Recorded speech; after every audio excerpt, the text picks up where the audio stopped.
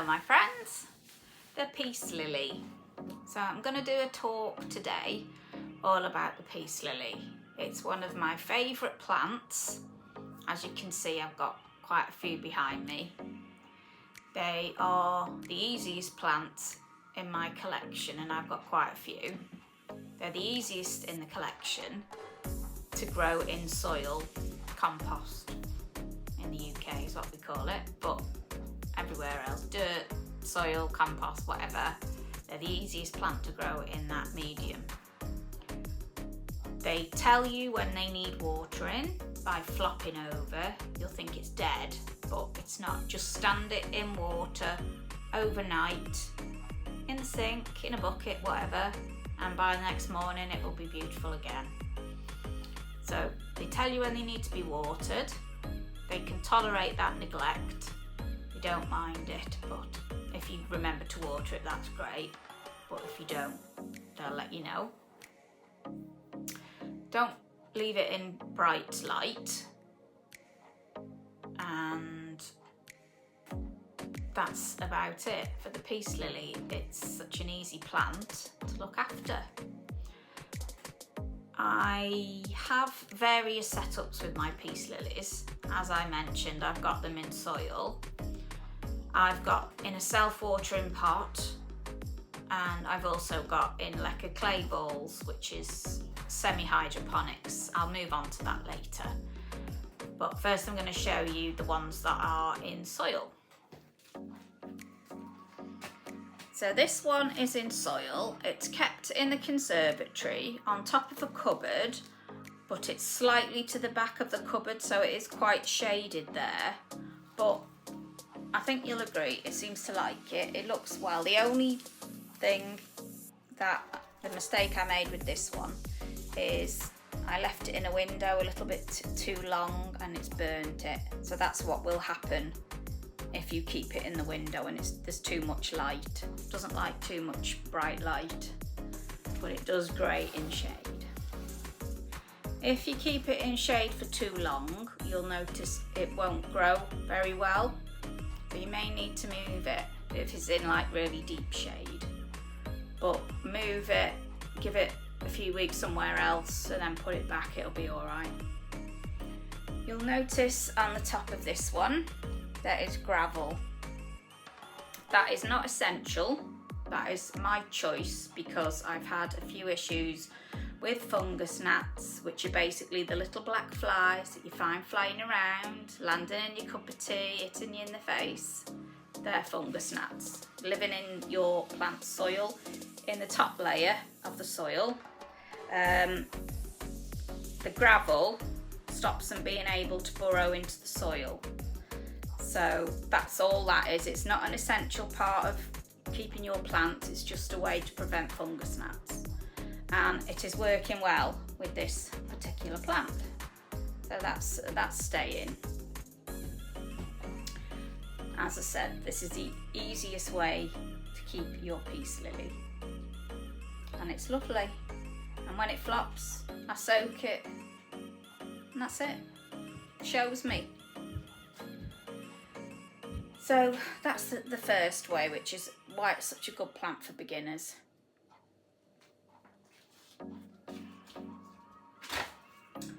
Now, the next subject is self-watering pots. Many people and many groups on Facebook and TikTok, wherever, they swear by these self-watering pots. So I've got two different types. One is, it's got an indicator, so it sits submerged in that pot, and the indicator tells you when there's not much water left in the bottom, which is really good. The other pot has got a wick, so it'll draw up any water that it needs using the wick. Now, these plants to me are not growing. However, that could be due to the fact that they are concentrating on the roots rather than the top growth, because they are in quite a big pot. One thing you've got to think about with the peace lily is they like to be snug. like this one, you can see the pot, it's not a massive pot, it's quite snug in there, but it's happy, it likes that, that's what it likes. If you have a plant like that, this is a self-watering pot, but you can see there's a lot of room around the outside of that plant, and that will be concentrating on the roots growing. I don't know what the exact scientific name of it is called, but basically when your plant is growing, the roots start to look for the sides of the pot. They want to be touching something, and when they find it, that'll be great for them, and then it'll concentrate on the top growth. But when you put that plant in that pot, if you've only got that much roots, it'll take a long time for those roots to go down and look around, looking for something to touch so that it's happy, it's secure. And that's one thing that I've learned with plants, all plants. So the smaller the pot, the better the top growth. I know it sounds daft, but it's true, especially for peace lilies.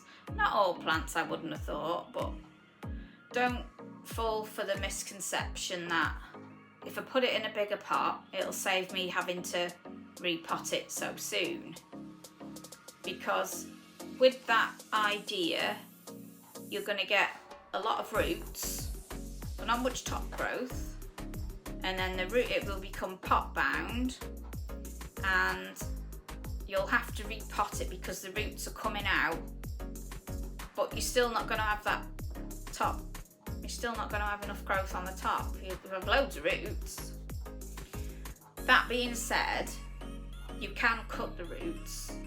As long as you've got some, you can cut a third of those roots. So if I take that out of there and there's going to be roots all growing through it, you can cut them off. It won't hurt the plant whatsoever.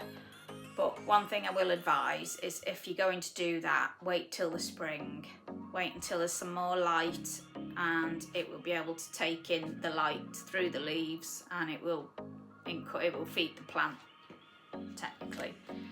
And it will grow better with more light, which is, it's obvious, isn't it? So I can't remember what I was talking about, so we'll just move on. Self-watering pot. This one's got an indicator. So inside, you can see there's not very much water left in there. It is reading minimum on the indicator there, so I do need to put some more water in that.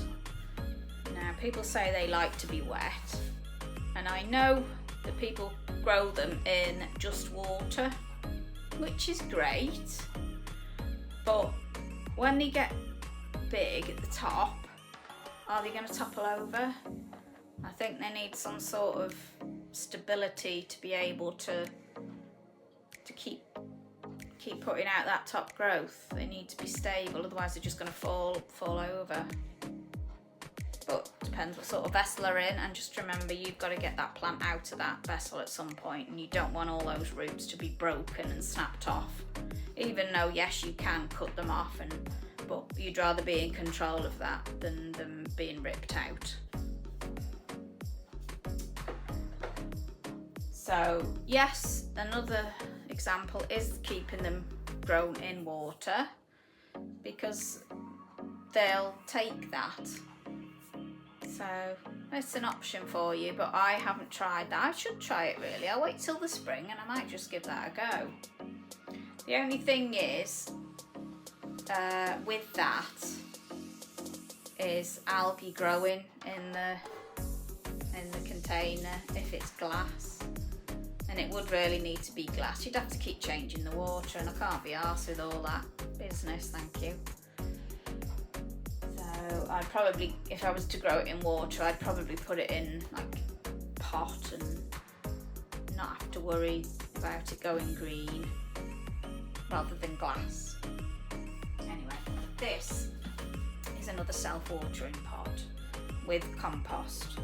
You fill this one from the bottom and the water just stays in that saucer, and it takes the moisture, the water up via a wick, which basically just sits in the bottom of that saucer and just draws up what water it needs. And that is okay. It's okay. But again, you can see that plant. There's a lot of space in that pot for the roots to be searching for the side of that pot. So it's not going to be growing much up the top. There isn't any new growth coming from that. I've had this in my daughter's bedroom all summer and it's not really grown. It's now 1st of December and it's not really grown. I'm wondering whether if I put it in a smaller pot it might be okay, but I've only got this size self-watering pot. Anything smaller is going to be too small, so I'm just going to leave it in that and let it fill itself out. It doesn't matter if it takes time, my daughter's not going to care. It's in her bedroom. So it is a good plant in a teenager's bedroom because it will just get on with it in a self-watering pot, and it's still nice to have a plant in every room in the house to me. The next option for the peace lily is leca clay bowls. Now if you're not familiar with leca clay bowls, it's basically like little stones. Let me show you.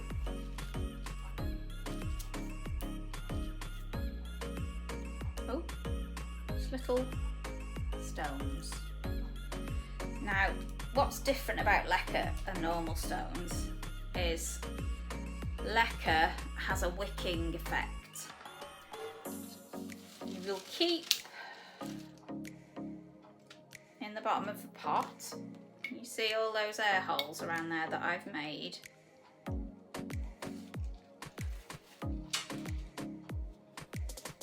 In the bottom of that pot is nutrient solution, and it's filled up to about there when you've got the plant in. Why isn't it rotting, you may ask? Why aren't the roots rotting? Shouldn't be in water. This was actually transferred from soil into the leca. I did this by washing all the roots, removed it from the pot, washed all the roots and tried to get as much of the soil off the roots as I possibly could. It takes time. The peace lily's roots are quite chunky and thick and they can take a bit of rinsing.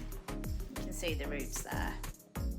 Now those roots are starting to grow down into the water, but because this plant was transferred,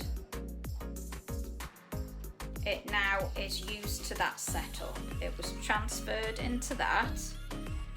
When you transfer a plant into leca from soil, you will put the leca up to there, you will put the plant in, you will fill around it just like you do with soil really, and you will leave the reservoir with water up to about there.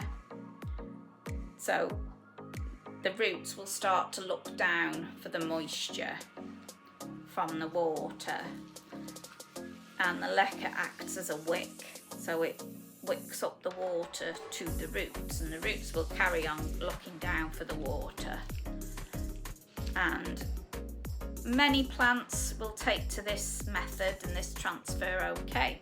Peace lily is one of them.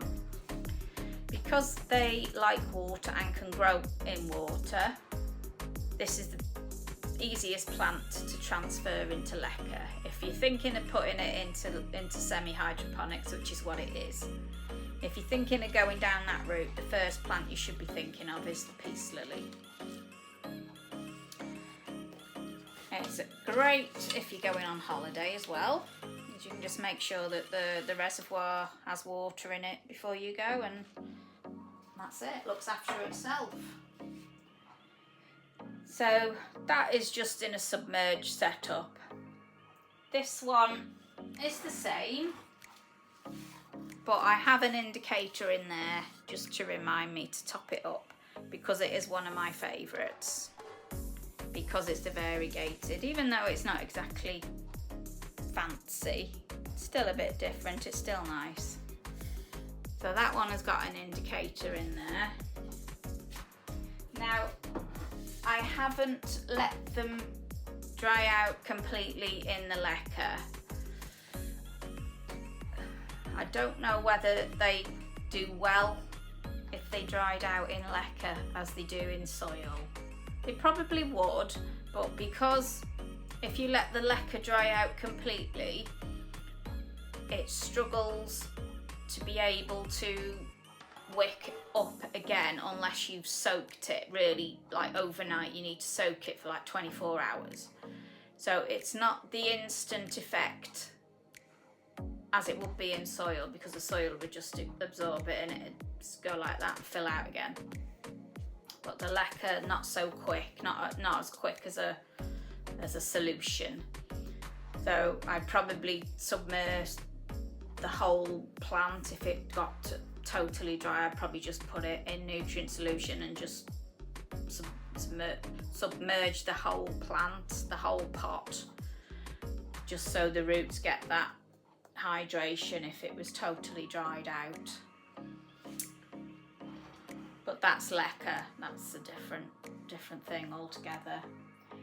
Now this plant here in this pot is my absolute favourite. Let me just adjust this so you can get the full wow factor. Okay, this peace lily again has got an indicator, so I won't let it dry out.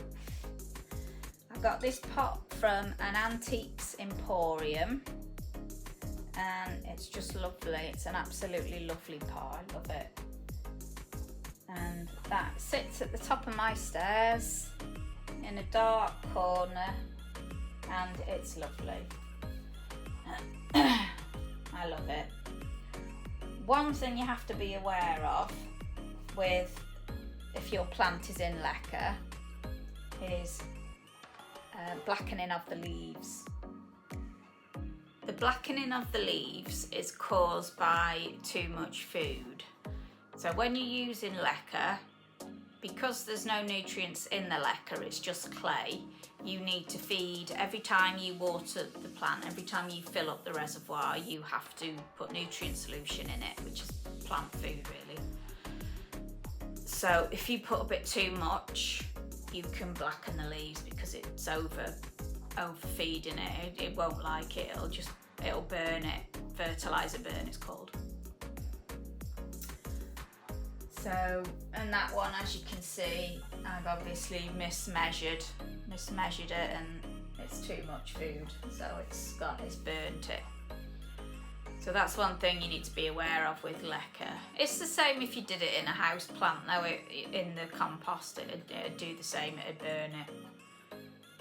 But that's one thing you have to be a bit careful of with the nutrient solution in the leca, is that. So that's just something you need to be aware of.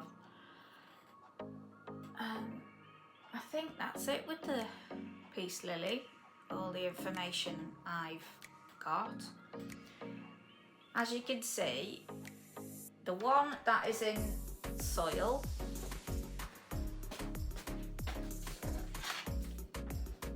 which is this one, you can see the pot size suits it, the light suits it, the soil suits it, it's loving life. I will just show you the other instrument, which is very, very useful. I did check it before, so I know it needs watering. moisture meter. So you just put that in your plant and it will show you whether it needs watering. Only water it when it's on dry. But as I said, if you forget, it will show you that you've forgotten and you'll feel guilty for a day, and then it'll pass because you'll soak it and it will be fine again.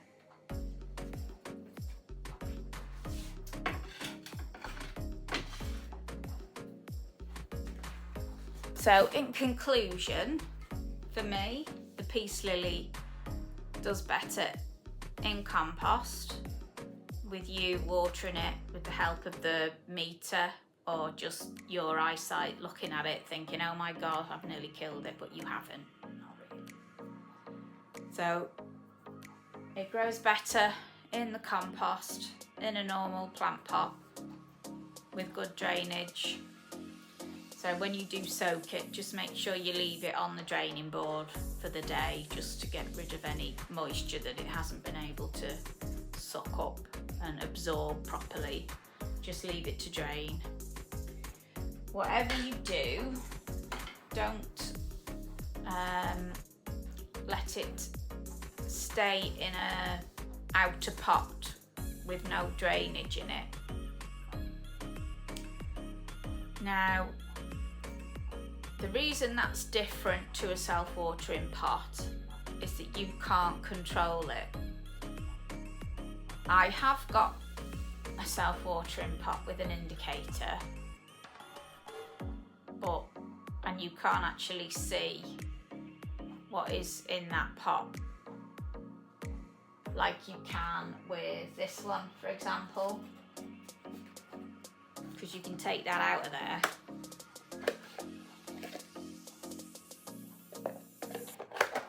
So these pots are ideal because you can control it. The one that I've got in the front room has got leca in it. It's not compost. This one, you can also control it, but it's not as easy. It's a bit messier because you have to stick your finger in and it's grotty. But you've still got some control. You can still take that saucer away if it's too wet. Let's just have a look actually how much it is absorbing. See, that's wet because it's a self-watering pot and it is taking what it wants because it's a peace lily, and in the wild they grow in boggy bits, so that's what they like. They're a fickle plant, aren't they? Because it goes against everything that your mind tells you, because it will grow in soil, it will dry out, it will grow in very wet soil, and it will just continue to grow. So it's a very unusual plant. The conclusion that I've come to is that peace lilies are a very versatile plant. You can grow it in water, you can grow it in semi-hydroponics, and you can grow it in compost. And if it doesn't work, you can try it in something else. So if it doesn't work for you in soil, just wash off the roots, wash all the soil away. Try it in semi-hydroponics, try it in the leca clay bowls. It does well in that. And it's the best plant, 100% for beginners. It is amazing. It's a brilliant plant. So go ahead and enjoy your peace lilies.